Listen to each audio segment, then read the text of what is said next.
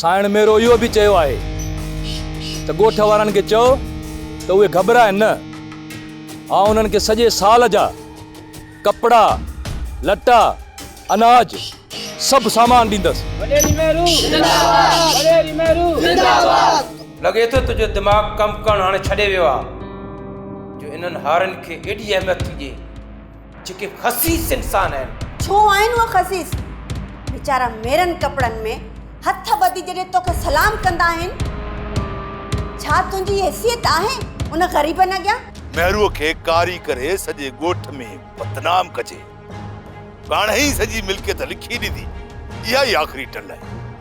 और ॻाल्हि में वज़न आहे ऐं ॿी ॻाल्हि त तोसां करण ई विसरी वई आहे। कहिड़ी बाबा साईं? नादर ख़ान बिल्कुलु ठीकु थी वियो आहे और हो बि असांजे रस्ते जो कंडो थी वियो आहे। जेकॾहिं मोहबत हुई बि सही न त अॼु उन मोहबत खां वधीक मां तोसां नफ़रत कंदी आहियां ऐं मां नथी चाहियां त तूं मुंहिंजी नफ़रत जी बाहि में सड़ी। तुंहिंजी नफ़रत सां मूंखे मोहबत आहे ऐं ज़िंदगी भर कंदो रहंदुसि। इहो हक़ मूंखां तूं बि नथी खसे सघी।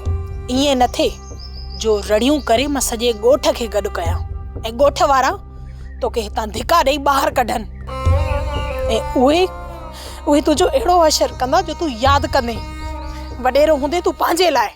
सोप सीरियल सिंध जाई तमाम एपिसोड्स ॾिसो हाणे HD क्वालिटीअ में। विज़िट करियो असांजो YouTube channel Sindh TV HD drama.